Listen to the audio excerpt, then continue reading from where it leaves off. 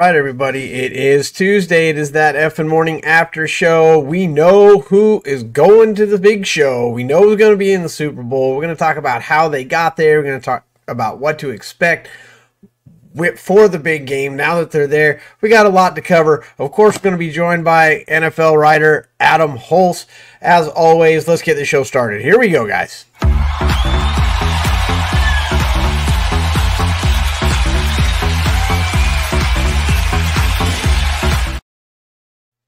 Well, man, what a weekend. We know who's going to the show. Were you surprised? I was a little bit surprised to see who made it.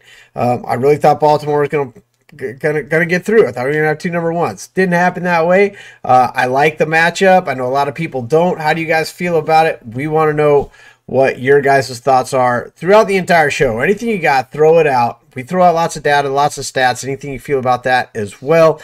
Anything you guys want to know, let us know. But let's get into it. First thing I got to do is welcome in my co-host, NFL writer over at Sportskeeda, Mr. Adam Hulse.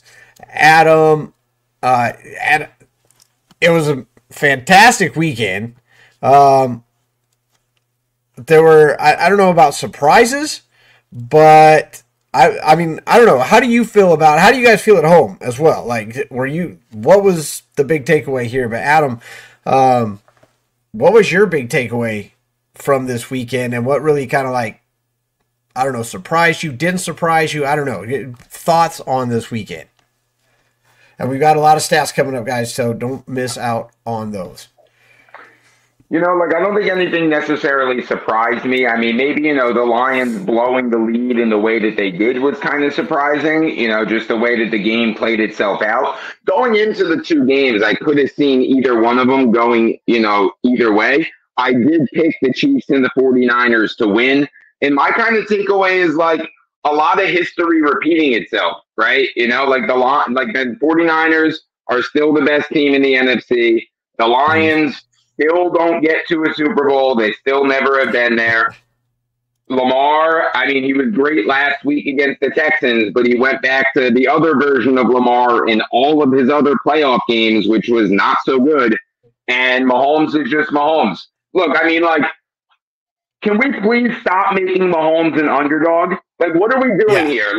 Third week in a row now for the Super Bowl, Mahomes is going to be an underdog again.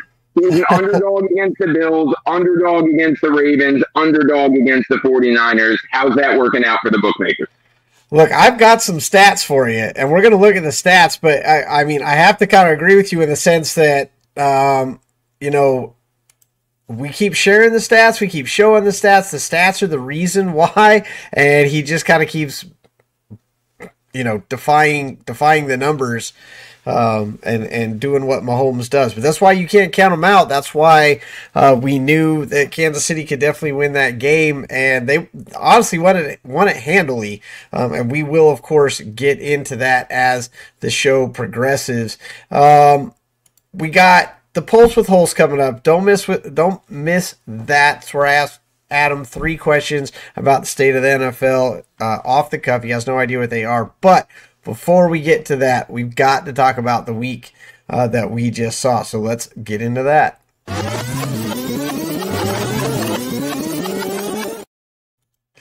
All right. You guys know that at the beginning of the season, myself and Adam, we went through every game, every team, every schedule, and predicted how it was all going to come out. We predicted everything that has happened up until this point, almost.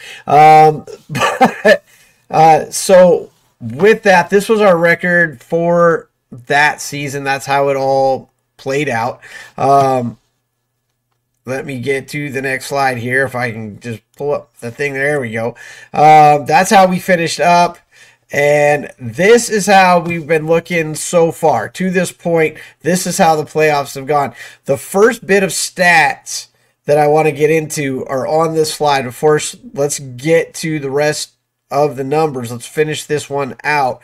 And for the conference championship. Obviously, the numbers are going to go down, so this is one of those places where you have to get into the percentages. And Adam, this is something I want to talk about here. In the wild card round, the passing scores accounted for 70% of our scores. However, as we've progressed through that, in the divisional, they accounted for 60, and in the conference championships, they only accounted for 36. Obviously, flip those. Rushing goes 29 up to 41. Now 64% of the scoring of the touchdowns scored. Running backs are trying to make a case for themselves. I mean, the playoffs would be where they seem to be doing it.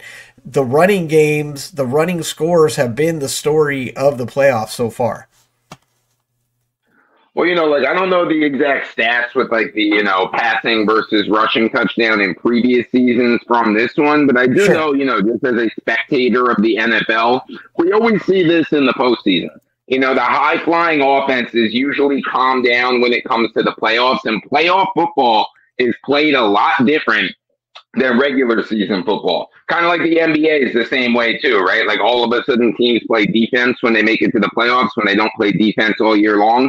In the NFL, the game is less so about the high-flying passing offenses and more about clock management, game control, time of possession, limiting turnovers, playing defense. Those fundamental type of old-school qualities of football still seem to pop up in the playoffs.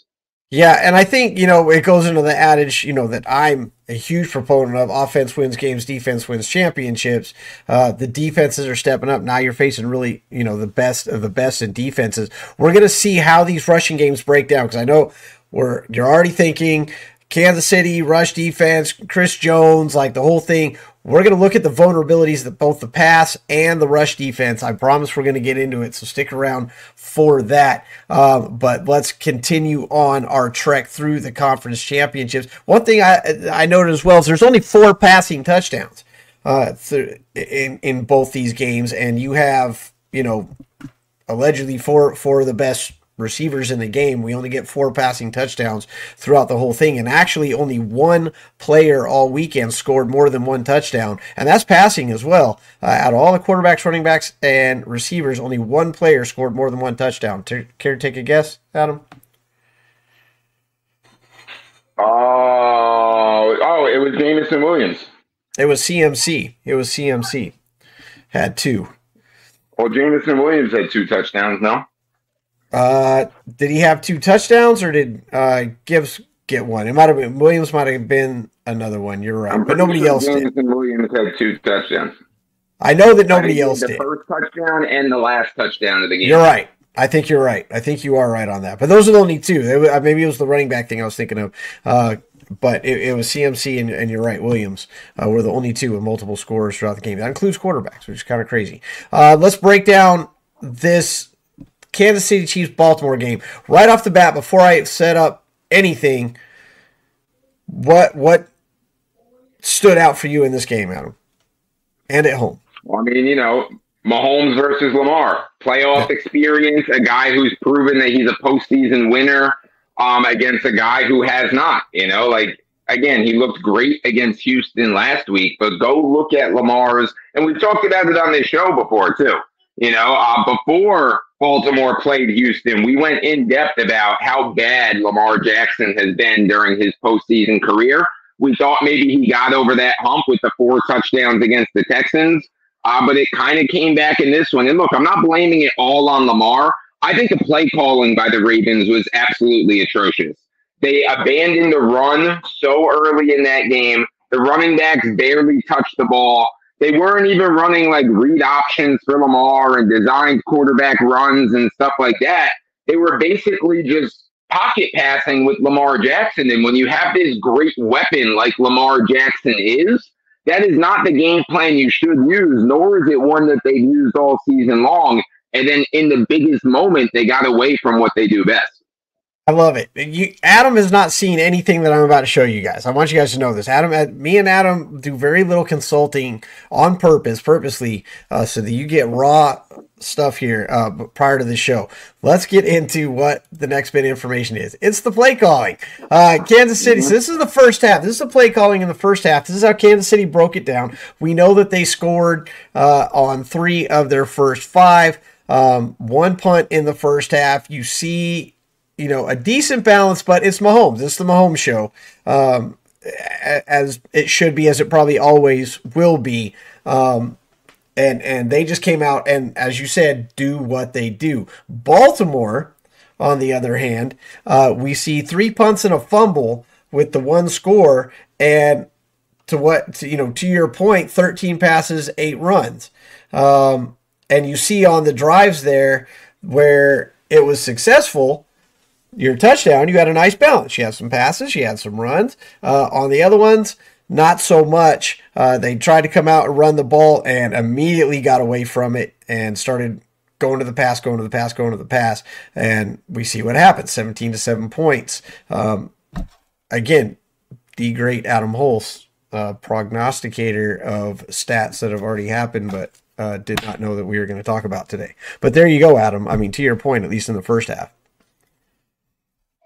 Yeah, it seems like, early, Mahomes got on that roll. He completed his first 11 or 12 or whatever it was passes. He was on fire in the first quarter especially, and in the first half in general. And it seemed like Todd Monken and the Ravens were kind of responding to that when I don't think they had to, because it's not like the Chiefs were running away on the scoreboard yet. Their offense was clicking. They were methodically moving down the field. They had 2 or 3 long drives to start the game. And again, it almost seemed like the play calling kind of panicked way too early when they should have stuck with their bread and butter, which is running the ball, play action, read option, getting Lamar Jackson in space. That's what made the Ravens so good this year and why Lamar Jackson's probably going to win the MVP award. And the offense didn't do that in this championship game. So let's see what happens in the second half. Second half, Kansas City, they've already got the lead. They get the ball first, and the defense shows up. The game that Baltimore wanted didn't show up until the second half. And, we'll discuss that in a second about, was it the play calling? Was it the mindset? What happened? Was it Kansas City just coming out the gate? I don't know. But you see punt, end of game. The little asterisks there for the kneel downs.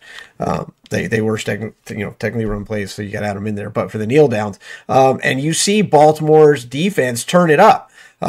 7 yards, 23-yard drive, 4-yard drive. They didn't have a drive over 50 yards until the end of the game when it was already over. So, I guess I won't say it was over. Baltimore was still fighting for that game, but, the confidence was there. But you see the difference between the first half and the second half. Baltimore, again, they just got the same. Kansas City didn't really change anything. They didn't play anything different. But you see Baltimore, look at the passes, 25-8. All right, now, I know there's a little game script there, but like you said, this game was not out of hand at any point. It was 17-7 after the first half. Kansas City hasn't scored a single point the entire time, and you've made them punt every single time, and yet you're still overpassing with a guy that all week long I've heard is Kansas City weakness against quarterbacks that can run. Lamar's going to be a handful, and yet there are the numbers that we get, Adam. Yeah, and I think a lot of that speaks to inexperience. Lamar hasn't really been in this spot before, and play caller Todd Monken has not either. So those things matter, and those are kind of those things that are hard to take into consideration when you're breaking down a game, before it happens. The inexperience of the play calling that, he got out of his rhythm, never got back into it. And look, this wasn't, a 3-score game at halftime, kind of like the 49ers and Lions was. And even the 49ers kept running the ball in the second half, despite how much they were down by, because they said, we're going to Which we'll get into. Yeah, obviously. If we're going to get back into this game, we have to be what got us here. We need to get back to our identity, and the Ravens never got back to it.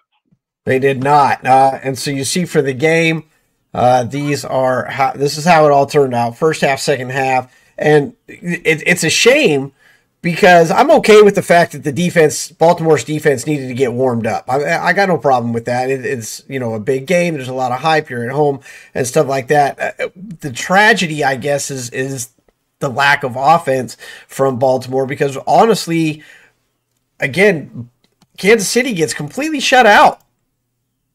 Punt. Nothing. Absolutely shut out in the second half. But Baltimore just couldn't get anything going, and so you end up with this. Honestly, kind of masterful at the end by Kansas City not to give Baltimore another shot. Yeah, and kind of interesting, too, speaking of all this second half and the Chiefs not scoring, I heard a very interesting stat this week that the Chiefs have now played 20 games this season, including regular season and postseason.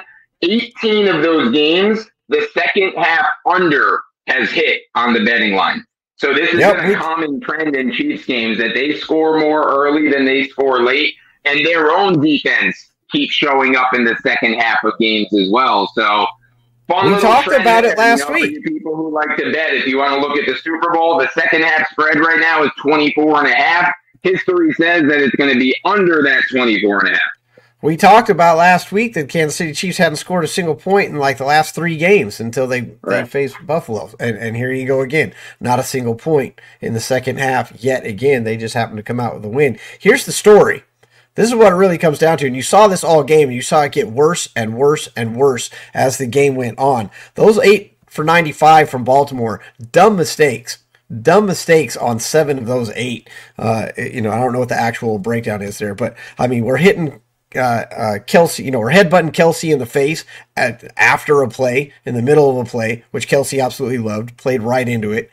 Van Noy did. We're smacking Mahomes in the face, trying to knock down a pass, which is just silly. Just dumb penalty. We're throwing our helmets, we're cutting our hand on the sidelines, just frustration and dumb mistakes. Intentional offsides where he trucked an offensive lineman instead of just jumping offsides. Yep. Look, I mean, Kelsey in particular, but the whole Chiefs team, especially Kelsey, they were provoking that defense all day long. And that started before the game even kicked off. I think that was something they spoke about in the locker room, that this 100%. Team gets a little bit over-aggressive. This team gets a little bit emotional. Let's push their buttons as much as possible because we can get under their skin, and it definitely worked. It started at the pregame. We all saw Kelsey and Mahomes jerking around with their kicker, with Tucker out there, throwing his kicking stand, throwing his helmet, and all that. It was absolutely 100% part of the game plan. There's no way you can convince me otherwise, because these guys are all alphas, and they all go out there and they all talk smack and stuff like that. But what Kansas City's offense was doing to these defenders to get them riled up, I mean, we've all seen it. Most people don't play well angry, and Baltimore lost a shot at the Super Bowl for letting Kansas City get under their skin. So that is that game. Kansas City moves on. Let's get into Detroit and San Francisco. Hold on. Before we start, along the same lines, Adam, what's the story here for you on this one as this one starts? Man, this one was tough to watch, knowing the history of the Lions and seeing that collapse happen and everything that went down. Look, I mean, I know a lot of people have issues with Dan Campbell not taking the field goals in those certain spots. I don't so much, just because that is what the Lions have done all season long. They've been aggressive. They've gone for it on 4th down. They've attacked the end zone, not the field goal. They want to control games.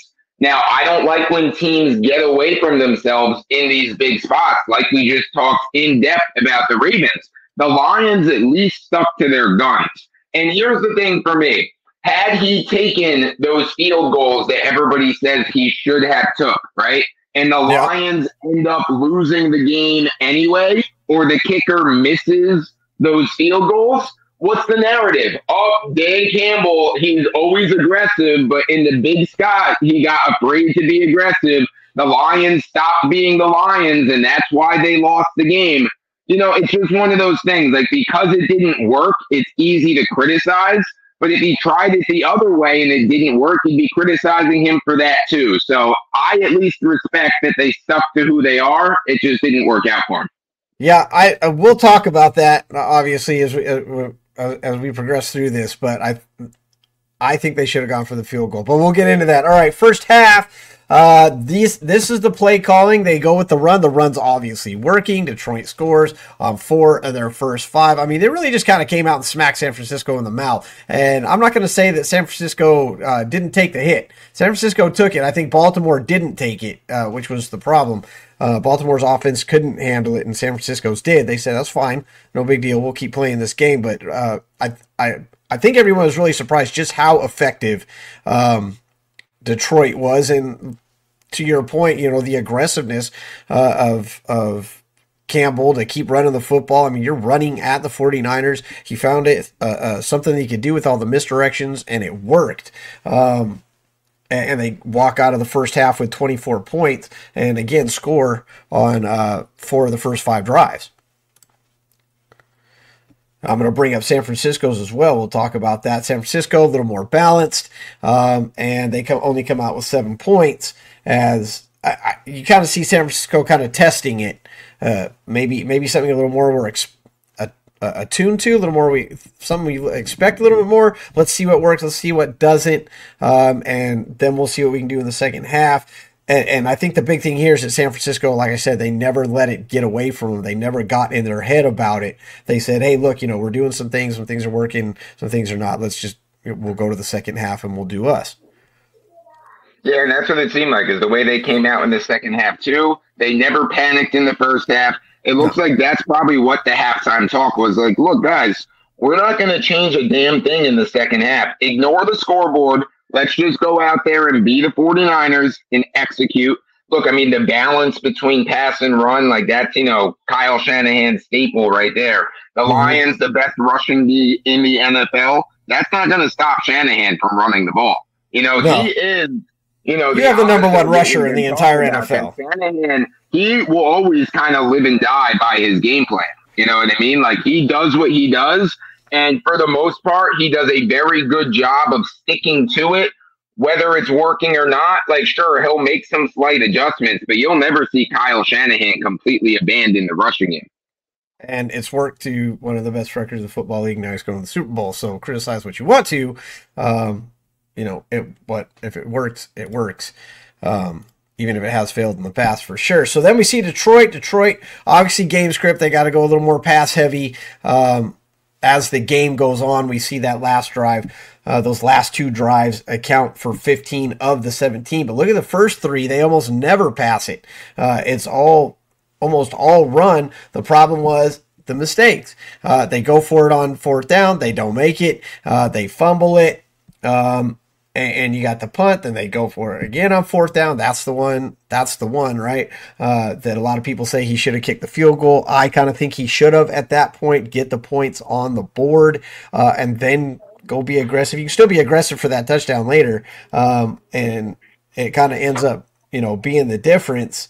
Let me clarify, I agree with you. If it was me, I would take that field goal, but I would not be calling plays and approaching many games this season in the way Dan Campbell has attacked these games. Well, that's the thing. I'm not Dan Campbell, for sure. Dan Campbell for sticking to his guns and continuing to be himself, because in no other game this season in that spot is Dan Campbell kicking a field goal. He's going for it. So why should he not go for it? Because it's the conference championship game. That's who he is. That's what he does, and I respect him for it. But again, if it was me, if I was the head coach, that's not the way I would attack any game. But for him, it's what he does, so I can respect that he did it again.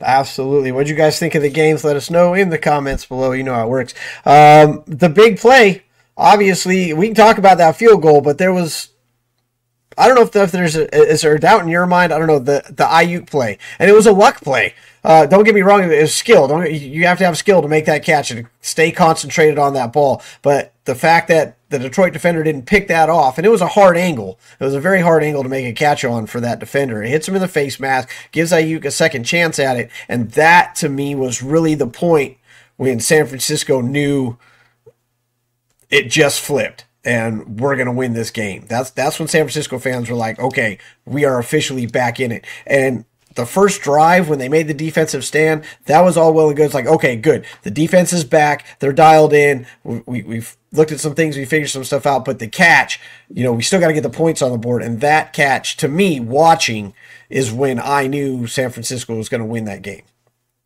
100%. That catch was the true turning point, in my opinion, that the 49ers became the favorites over the Lions. Yeah, sure. Like, there was a little bit of luck involved with the way it bounced up. It's still an amazing play.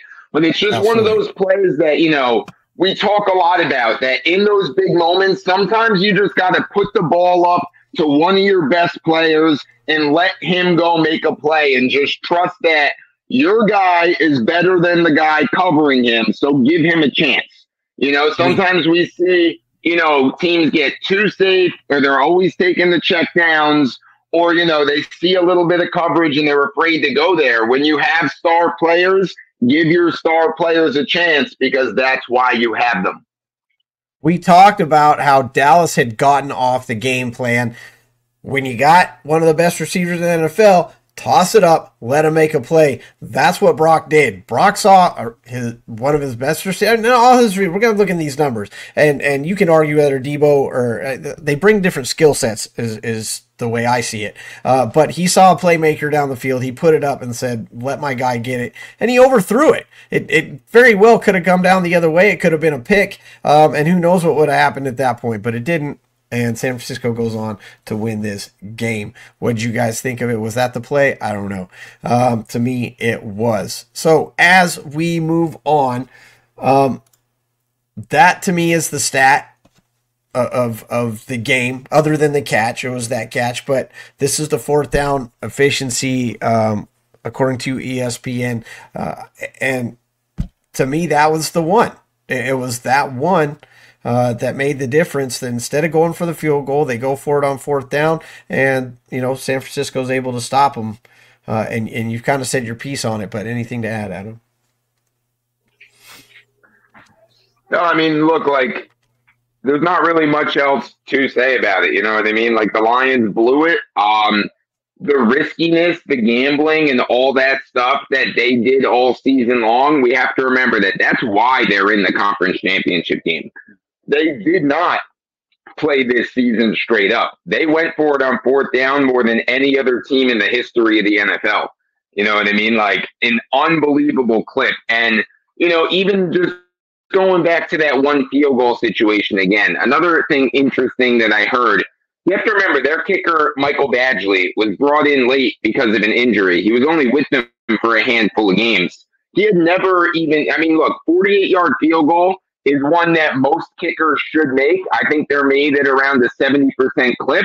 Badgley hadn't attempted a 48-yard field goal all season long.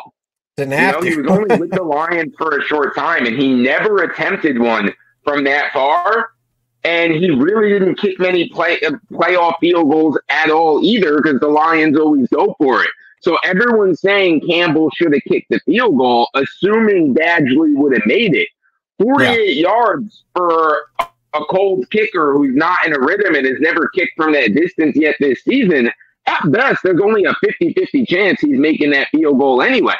And again, if he goes for the field goal and he misses it, everybody would be clowning Dan Campbell for not going for it because he went for it all season long. They said, well, they're always going to flip it. Trying to take the field goal. He missed it. You should have stuck to your guns. So it's kind of a lose-lose situation. It is, and you can always flip it. You can always, diagnose it, and they even said that during the game when he didn't go for it. Hindsight is 20/20. It's easy to break it down. When it doesn't work. Exactly. When it doesn't, if it had worked, anything when it doesn't work.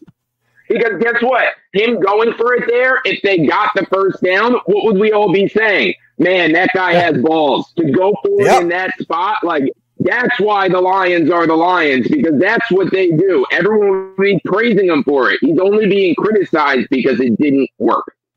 And look, if you watch the game, it's like you said, if you watched the game, if you saw what was going on, if you watched the season, San Francisco knew he was going to go for it. if you're a Detroit fan, you knew he was going to go for it. And like you said, right decision, wrong decision. It was a Dan Campbell decision. If it had worked, he'd have been a hero. Or could have been. We could have been looking at a different Super Bowl contender. We could have been looking at overtime. Who knows how it didn't work. And so it's easy to put it on that spot as the reason why. When really you can go back and look at all kinds of points in the game. Successes and failures from either side of the ball, but that's the fun point to focus on. And so, that's what we do sometimes. We are going to get into the stats for the Super Bowl coming up. We're definitely going to start breaking those down for you. We're going to break down the players. We're going to break down positions. We're going to break down some weaknesses on both sides of the ball. You're going to like some of the stats here. Obviously, we've got more of that coming up next week. You are going to like the stats that are coming up. But before we do that, we got to do my favorite part of the entire show. We got to do the Pulse with Hulse.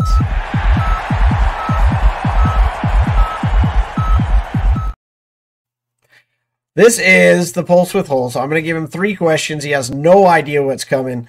And this is not rehearsed or anything. And you get to see the genius of Hulse. It's about the NFL. The first thing I'm going to ask you is not really Super Bowl related. I've kind of been going at this a little bit over the past couple weeks, but now it's from the other side. We've seen a lot of hires, coaching hires to fill in some of these positions. Are there any surprises, i.e. Belichick not really getting an offer, or with any of these hires? Obviously, Harbaugh's now going to San Diego, and who's kind of winning right now? It's mostly coordinators and stuff like that. Harbaugh's really only a big coach that's gotten hired, although some of the interims and stuff have been filled in. But give me your thoughts real quick on the hires that have been made, as we already kind of talked about the fires beforehand.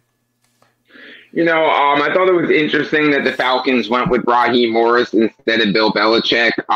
They're trying to spin the story that, they wanted a guy that was going to be with them for the long term and that they can stick with for a long time. And Belichick would have just been, a short-term thing. And, they're thinking about their future.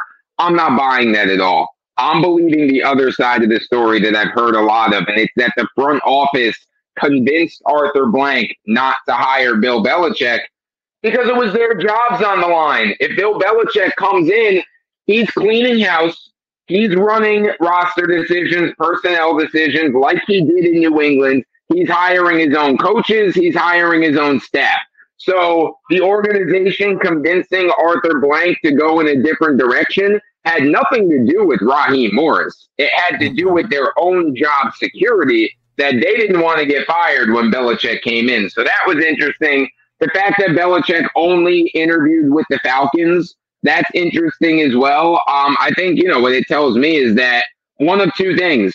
Either there's another team out there that Belichick is going to be with next year that we're not talking about, like that rumor that, circled for a little bit that Andy Reid's going to retire and then Belichick's going to join the Chiefs.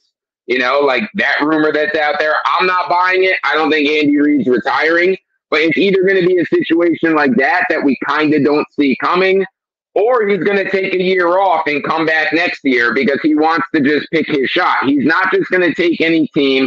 He's not going to go somewhere like the Commanders. He kind of wants to pick his spot, pick his situation, and go somewhere that he thinks he has a chance, to compete for one more Super Bowl without Brady, and of course, pass Don Shula. And the other side of it, he might just be done. He might have just been like, you know what, I'm good. I want to kick my feet up. I want to relax. Maybe I'm just done. It's possible, and I'll go play the TV game for a while. Yeah, like he might go do the TV game, and he can make a lot of money doing that. I don't know. Bill Belichick to me seems like a guy. He's not stopping until he passes Shula. He's not a guy to me that seems like he's going to come this close to the record and say, I'm good. You know what I mean? Because Belichick, what we know about him too is he loves NFL history. He loves the history of the game and all that kind of stuff. He's big into that kind of stuff. And he's proud to be a part of it. Even more to him than it would most other coaches to see his name at the top of that list. Sure. Who else? Well, I mean, obviously the big splash is Harbaugh, right? Yeah. Like, I'm not a Harbaugh guy. I don't think you're a Harbaugh guy either. I think we've talked about it on this show that neither of us Has are big never won a Harbaugh single fans thing until this national year. championship. He has not won a single thing in his entire coaching career. And let's be honest, he's been here before. We've already seen this. It didn't work then. I don't know.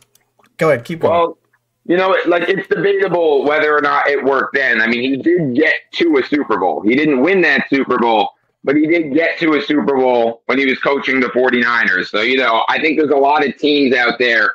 The Chargers, which to me is why it makes sense, that if they're like, look, like, we've been underachieving. If we can bring him in and he can make us, you know, an annual playoff contender, possible Super Bowl contender like he did with the 49ers when he was there, it's obviously much better than what we got going on right now. And they're just thinking that maybe with Harbaugh, his history is supposed to be, and again, this is debatable as well. I don't know if I'm fully on board. Is that he's great with quarterbacks, right? That he gets the most out of quarterbacks. That's what a lot of people say about Harbaugh. Again, I don't know if I'm fully in that camp. That's what a lot of people believe. I think he has a lot of staff help. Part of those, a lot of people that believe it, then they think he can bring Justin Herbert to the next level. I guess we'll see. Time will tell. You're right, though. I think San Diego did exactly what San Diego does.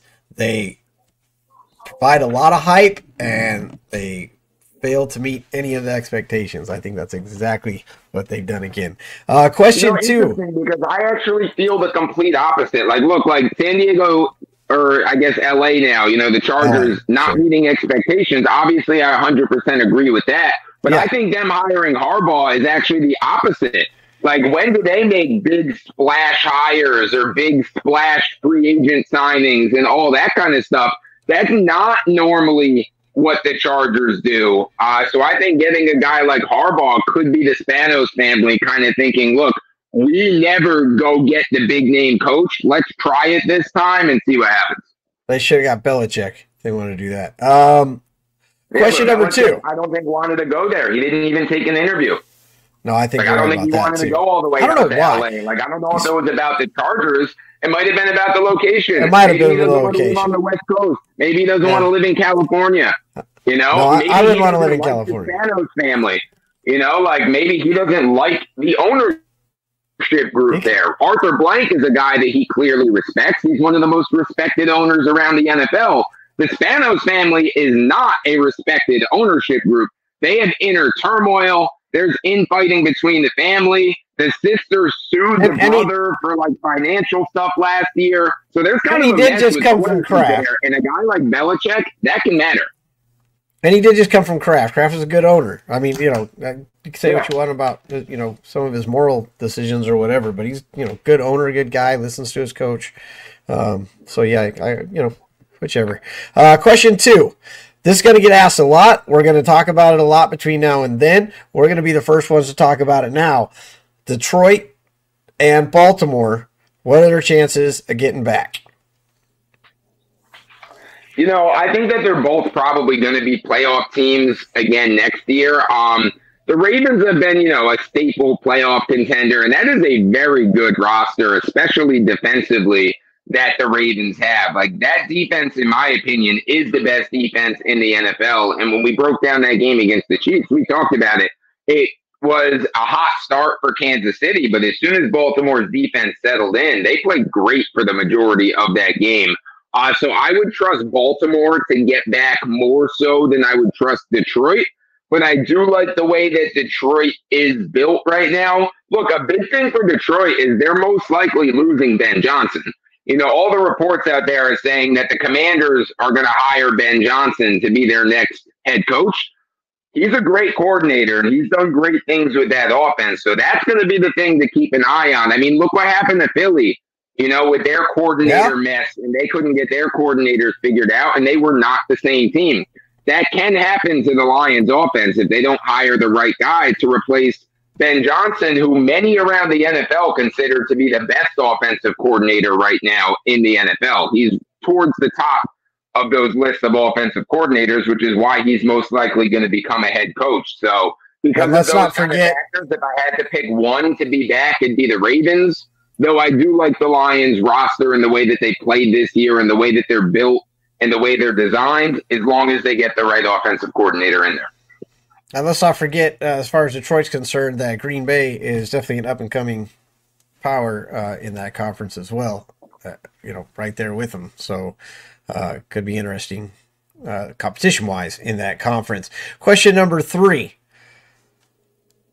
4 out of the last 5 games, Kansas City has not scored in the second half. Can they do it again with that same? Can they win this Super Bowl if this continues to be the thing against the San Francisco team? I mean, look, it's not ideal, obviously, but can they? Of course they can. They've been doing it. They've been winning. Do you think they'll be able to shut out San Francisco like that? Can they?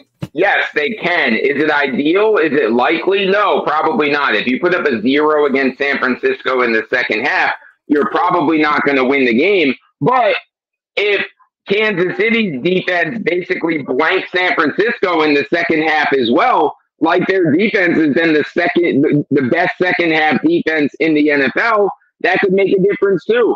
Or what if Kansas City gets off to a hot start against San Francisco like Detroit did? Look, if Kansas City has a 17-point lead in the second half, they're not blowing it like Detroit did. That's not happening to Kansas City, in my opinion. And look, the last thing I'll say about the 49ers, their defense, to me, is a bit overrated at this point. They were very good earlier in this season, but they have not looked good recently. Minus Bosa, the other pass rushers that they have, they never get pressure on the quarterback anymore. Chase Young has been a disaster. Randy Gregory has been irrelevant. They still have Bosa, but their secondary gets beat for yards. They give up points.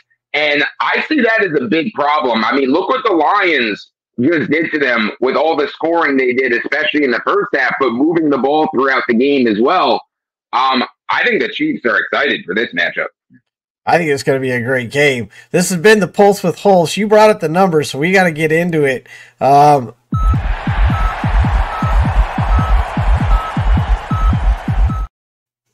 So let's do just that. Here we go, guys. This is the part of the show y'all been waiting for. San Francisco versus Kansas City. Now, look, you guys are going to see a lot of numbers over the past 2 weeks. We're going to bring them to you. All the sports shows are going to bring them to you. But you came here first, and so this is what you're going to get. For the season, Brock Purdy QB 6, Mahomes 8, yardage pretty close there. Touchdowns, it's within 4. It's not that big a deal. The rushing, 75 rushing attempts by Patrick Mahomes. That's, obviously scrambles are accounted for in there, but 75 to Purdy's respectable 39, and Purdy's legs had a huge impact on this game. Turnovers not that far off. Again, we've kind of talked about turnovers not really being a big benchmark. Look what Josh Allen did.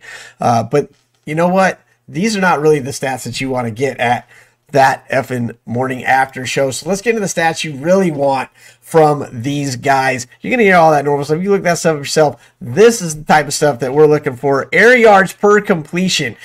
This is for the season to start off. Brock Purdy was the second best quarterback in the entire NFL for getting air yards per completion. Air yards per completion, what is that? Air yards, that's the air. That's the amount of yardage that the ball is going to travel on its way to the receiver. So how much am I airing it out? This metric shows how far the ball gets thrown downfield.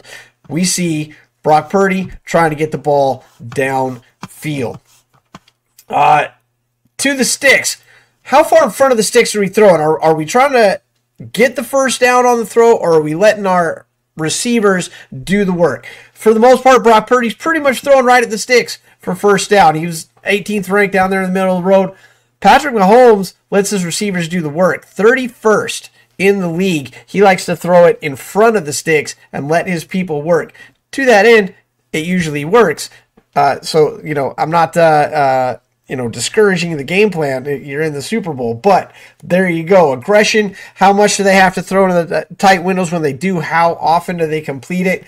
neither of these guys very great. That didn't have to be. They've had open receivers. They've had people to dish it off to. This metric can get a little skewed, but how often do they have to squeeze the window? Not that much, and so their completion rate isn't that high. However, last week in the conference championships, again, Brock Purdy staying consistent. Mahomes actually dropping a little bit in the air yards to the sticks. Brock going right for it, going for those first downs, whereas Mahomes, again, letting his people do the work. Underneath throws, West Coast offense. Ironic, since San Francisco kind of invented it. And aggression, those tight windows, Mahomes had to get a little more aggressive. He was going against that Baltimore defense. We saw a lot of punts in the second half. But this is how some of the more, I think, telling numbers, the more important numbers, and I think this is going to lead to the defense and game plan and all that. What do you think about these numbers, Adam? Well, to me, when I see these numbers side by side, it just makes me think it's so funny the way narratives work in the NFL, right? Like Brock Purdy's narrative is the game manager, and all he does is check the ball down, and any quarterback can throw dump-offs to Debo Samuel and Christian McCaffrey. Yeah. Well, the numbers say a lot differently. And Patrick Mahomes, 2 in air yards. The gunslinger, going deep downfield, making these huge plays all the time.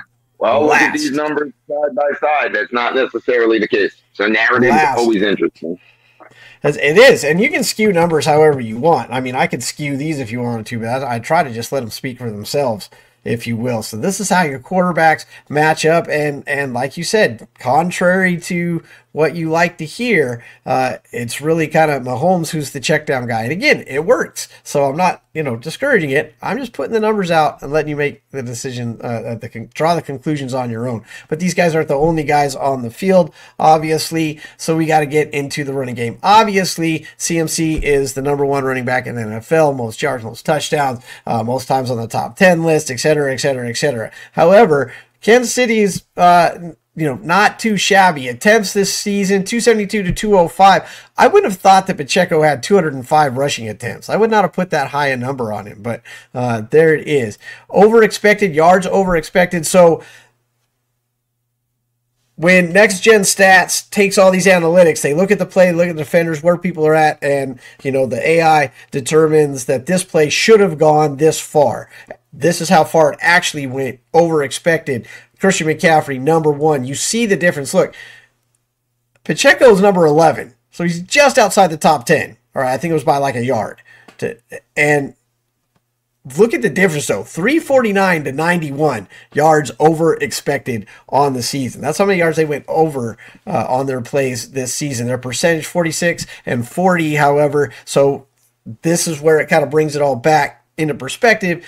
Throw this percentage in there out of their number of carries and their number of plays, number of attempts, etc. A little bit closer, brings it in a little bit closer, even though those numbers get skewed a little bit.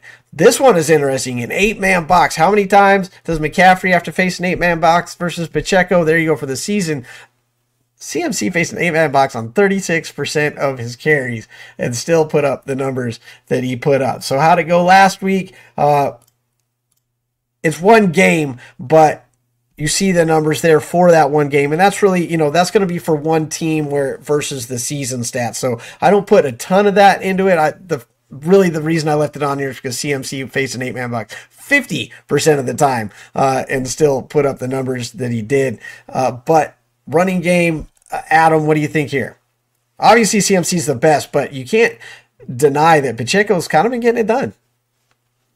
Doing enough. So, CMC is pretty good at football, huh? I mean, that's not breaking news, Okay. Pacheco, though, I think people know about Pacheco, and, Pacheco does get a little bit of hype. I don't think he gets nearly enough credit for what he's brought to this Chiefs offense and their game plans this year. You can make a case that right now their offense runs through Isaiah Pacheco. With the amount of touches he's been getting recently and the way that they game plan is that they kind of run it through Pacheco, and then Mahomes does what Mahomes does when he has to. You know what I mean? Of course it's always going to be about Mahomes, right? But watch the Chiefs game plans and the way that they play. They go to Pacheco early and often and let him kind of, dictate when they have to take their shots and when they have to run their play actions and stuff like that. The other thing I'm looking at here, like the over expected, which is absolutely, ridiculous. The McCaffrey number for the over expected, like that's insane. And, stuff like that, those are very important, fantasy type numbers. Like us fantasy geeks that love to get into the numbers, the expected type stuff is always important when we're looking at advanced metrics. But it does also make me laugh because we're just trusting basically a computer system to tell us how many yards they should have gotten on this particular play. Like, it's so subjective, like, you know what I mean? And we just kind of trust it and take it as gospel. Like, oh, look how many more yards he got that he should have got. What do you mean he should have got? Like, says who? Like, compared to what? And, like, we take that and trust it. But a lot of us fantasy people, too, are the same ones who talk about how flawed the passer rating stat is because it's so computerized. Or the BCS back when it was in college football. Oh, geez. Why are we trusting a computer system to tell us who the best team is? Or in baseball, WAR and all these other stuff. Like, oh, you can't just trust the computer. Well, we do it in fantasy all the time, and we trust those expected stats because the computer said they got more than they should have. That's fun. That's why.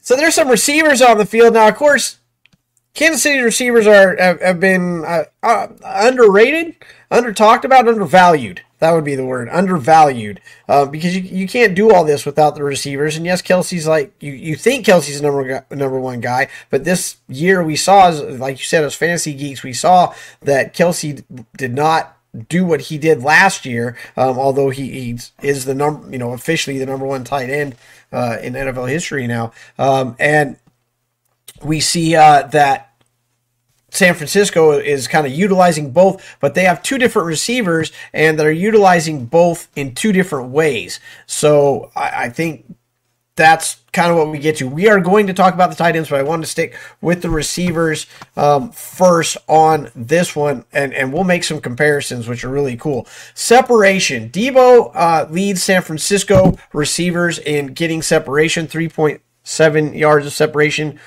Rashee Rice gets 4.2. Kid's kind of fast, and it's a little hard to hang with that guy when he gets out there. So he actually beats Debo and Ayuk for separation. Targeted air yards.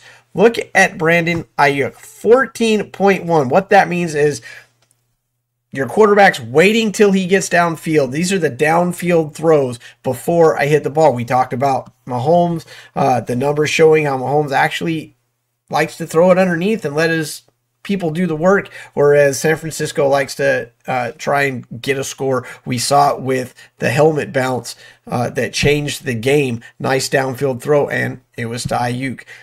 Big surprise there. Yards after the catch. Check this out. In the entire NFL, you got number 1 and number 2. Would you have guessed that Rashee Rice was number 2 in yards after the catch? That's amazing. Debo 8.9 per and Rice 8.4 right behind. These are your two guys in the Super Bowl that do more with the football once they get it. There's your plus minus. We talked about that number kind of being a little skewed. You can play that however you want.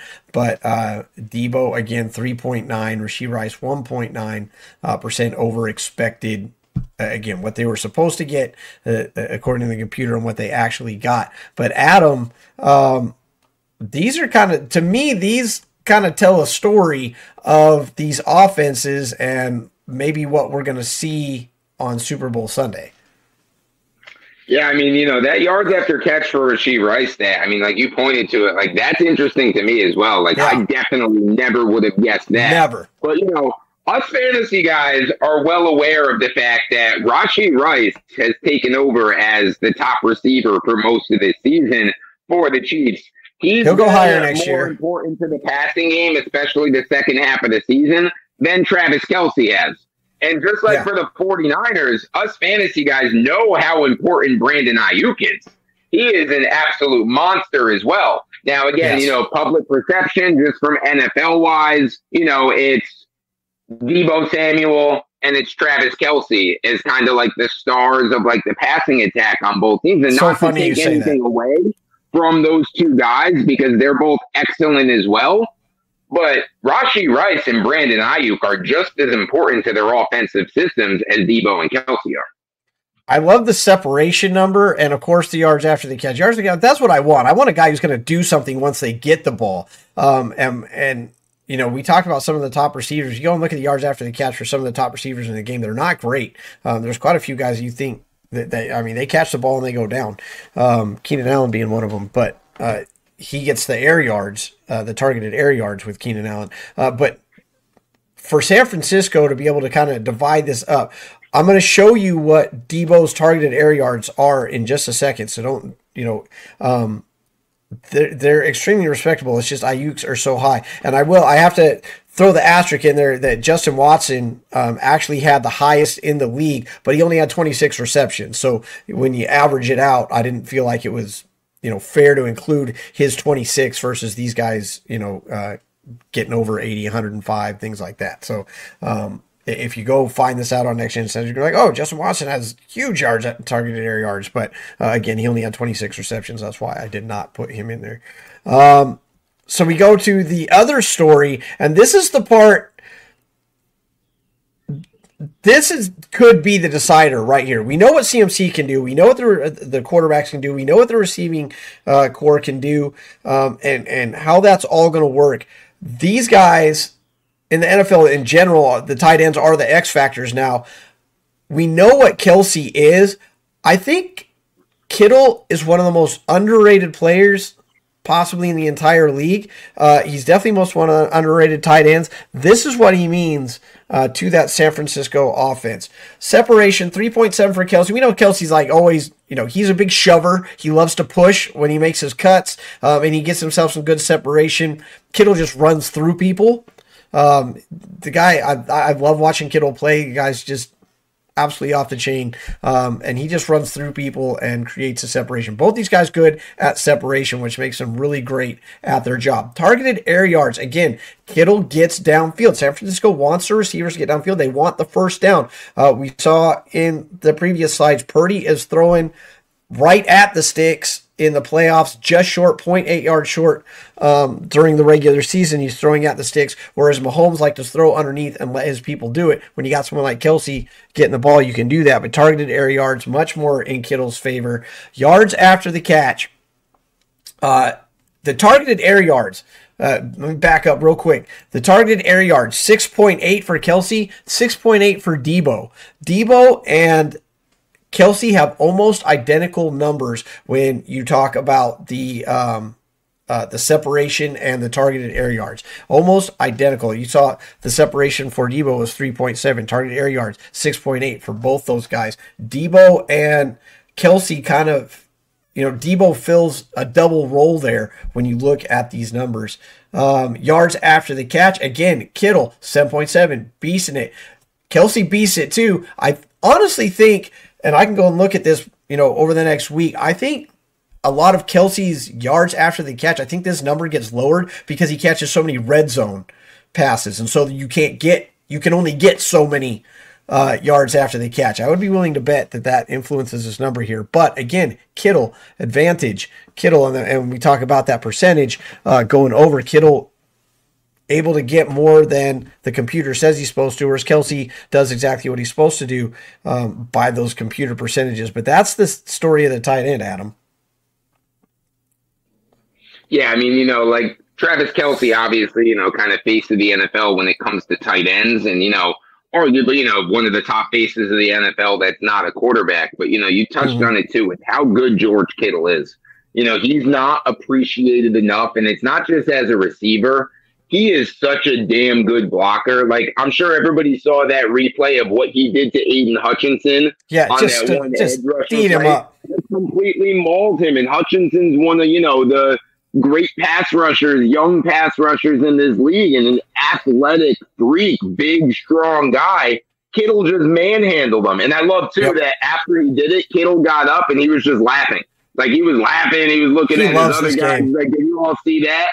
And what I love about Kittle is he loves blocking just as much as he loves catching. You know, like he's not a diva when it comes to getting the ball or anything like that. He is happy to be a blocker and open things up for Debo and for McCaffrey and a lot of those gadget plays that they do. But as a receiver, I mean, he's absolutely one of the best in the business, and he's right there with Kelsey with how much he can change a game. Yeah, and you see some of the numbers actually better than Kelsey, and I think this is where you're going to look. This is where the decider is. Purdy and Mahomes play different games, so you can account for some of the difference in numbers there. San Francisco's got a lot of talent there, and yet Kansas City is here again, despite less numbers. And we saw on the running game, Pacheco's no slouch. He's not, there is no other CMC in the league, but Pacheco's not far behind, and you wouldn't know that. You wouldn't think that until you put the numbers up. But this right here, like you said, we know what Kelsey is, but I don't think a lot of people realize. I think people know what Kittle is, what Kittle can be, but I don't think they realize just how important he is and the kind of impact that he can have. This I think is going to be a big story of the Super Bowl. The other story, of course, is going to be the defenses, right? Let's put up some defensive numbers. Now, we'll get more into the defensive numbers. I'm a defense wins championships kind of guy. In the next week, we will talk more about the defense than we will the offense. You're going to get lots of offensive numbers throughout the week. But I wanted to pick up on these four little stats here. The weaknesses of these defense, and I want to hear your thoughts on this, Adam. But when you go back and look at the numbers, San Francisco has a weakness with the short passes, especially to the right and mid side. Kansas City short passes on the right and the left side. Consider we talked about Mahomes' strength being these short passes, whereas San Francisco likes to air it out. You have to say advantage Kansas City here. Yeah, I mean, for sure. Like, that's, a direct matchup stat that, you kind of just pointed out with how good Mahomes has been in that short range. And, here you go. Here's another thing that the Chiefs can take advantage of in this game. Rushing, the San Francisco, you got to go outside on those guys, whereas Kansas City center left. And actually, you know what? I am going to own up on this one. This is actually reversed. So let me just switch that. The Kansas City weakness is on the ends, obviously, because you got Chris Jones in the middle. San Francisco's weakness is in the center left, and we saw that with Detroit. The yards are right, but the positions are wrong. So while you give us your thoughts on that, and I think this is exactly what we saw, I'm going to switch these up here. Yeah, I think that kind of speaks to, you said Chris Jones, of course, in the middle, but on the other side, it's the range of Warner and Greenlaw. It's very hard to turn the corner on those San Francisco linebackers because Warner literally covers sideline to sideline. Yeah, and he's so good at it, too. Bring those back up. There we go. But we saw Detroit take advantage of that center and that left. That was the big thing with this. Kansas City, Jones is there, and you don't expect to get a lot going up against Chris Jones unless you can get him blocked, unless you can scheme him out. But that center left really stood out to me from what I saw on the Detroit game. As I'm doing that stat, I'm thinking about Detroit. That's exactly where they went every time, was center left, center down the left side. That's where all the success came. And so you think that they're going to have to, and that's clearly been a season-long issue. You're going to have to shore that up, especially when we talked about the numbers that we saw with Pacheco. Yeah, and with the Lions doing it, like all these kind of numbers that we look at, this is what are studying in their offices all week long as they're coming up with a game plan going into a game. And that's why there's so many coaches and so many staff members on every team, because they're dissecting every little detail like this and going as deep as possible just to find one little thing that maybe that they can capitalize on. And if they can find it, they'll attack it, like you said, like the Lions did. Yeah. And I got to tell you that we talked about the pass yards, the short right mid, short right left. The deep passes for Kansas City can be taken advantage of as well. And like I said, we'll talk more about the defense and all these numbers, but you cannot attack Snead side, but you can actually get them down the middle as well. We'll get more into that as we get closer and closer to the Super Bowl. So that brings it to the time everybody's been waiting for. It's the Super Bowl predictions. Who's going to win? Who's not going to make it? Who's coming out on the other side? And we will absolutely get you those predictions next week. You're going to have to tune in next week to hit that and find out how that's going to go, because we got more stats to bring. We got more information to bring. We're a couple days removed from the conference championship, Adam. We know who's going. We're going to see a lot of stats. We're going to see a lot of numbers. Some of them make sense. Some of them don't. Hopefully the ones that we threw up today made some sense. Out of what we talked about today, what sticks out to you, and what do you kind of expect this Super Bowl to be? Just final thoughts, I guess. Well, I'm kind of leading down a little road here, but at the end, I want to get into the brain of Adam Hulse, because that's where we are. And it's kind of something that, like we touched on, when you look at the outcomes of the two championship games, the two teams that stuck to their identity truly and also had experience in these big moments, the Chiefs and the 49ers, are the teams that came out on top.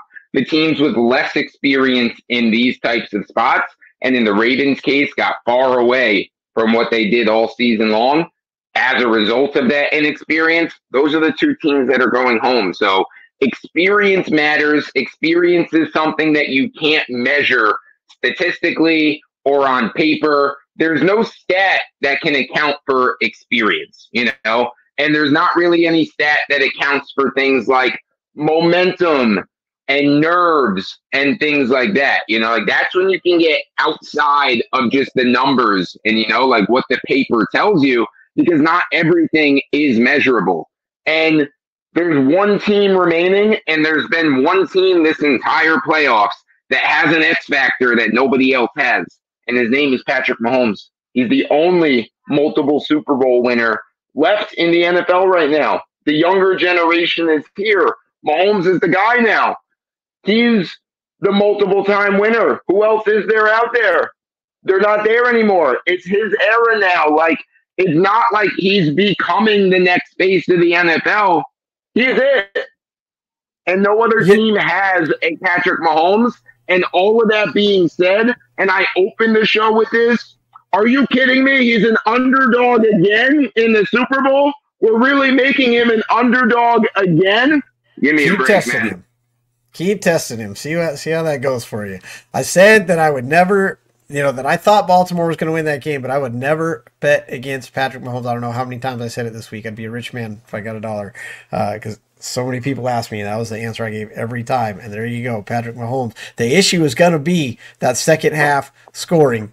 Kansas City's going to have to figure out a way to score in the second half against San Francisco, because we saw San Francisco come back twice in 2 games to win their game. Kansas City, they were able to shut Baltimore out, and they, obviously severely hindered Buffalo's ability to score a second half. Their defense definitely has been carrying them the second half. It's a Super Bowl, and we're going to need 4 quarters of football, not 2, for a Super Bowl champion. But we'll see how it all plays out. We're going to see how it all runs out next week. We got lots more stats coming for you all week long, but especially on next week's show. Make sure you hit next week's show before you make all your prop bets, because we're going to have some numbers for you that are going to blow your mind, just like we do every week. And we do it every week with Adam Hulse. Let me put that up one more time. NFL writer at Sportskeeda. You can find him at Adam Hulse Sports on Instagram, or the X Twitter thing machine. That effing show, as we see, you can see it there. We are a part of the Fantasy Sports Corporation. We have our Super Bowl show coming up on Super Bowl Sunday. You are not going to want to miss the Super Bowl show. The Fantasy Sports Corp is going through some big changes, and you're going to love it. They're all for the good. The Super Bowl show is going to have you ready to rock on Super Bowl Sunday. We're going to hit you off bright and early, Sunday morning, 8 a.m. We're going to have guests. And when I say we're going to have guests, I don't just mean like, we didn't just get like the next door neighbor. Not that we're above having the next door neighbor on. The next door neighbor could be on. But when I tell you we're going to have guests on the Super Bowl special over at the Fantasy Sports Core, their names you're going to know. They're names that you're going to want to see. And my mind is already blown by the people we've been able to book for this show. You're going to want to come check it out. The Super Bowl special, Fantasy Sports Core, the big game show. Come check it out. We'll talk more about that next week as well. Head over to the Fantasy Sports Corporation. Get subscribed now. You'll be glad you did. That's it for us this week. Adam, thank you as always for stopping in. Go over to sportskita.com/Adam Hulse. Find all his stuff. I guarantee you he's going to be pumping out some crazy articles that are going to change the way you play over there at Sportskita all week long, just like he always does. And of course, we'll be doing it here at that FM Morning After Show. I am Chris Fox for Adam Hulse. Thanks for coming down. We'll see you guys next week. Don't forget, next week, don't worry about the Pro Bowl. It'll be awesome. Come see us next week so you're ready for the Super Bowl. We'll see you guys then.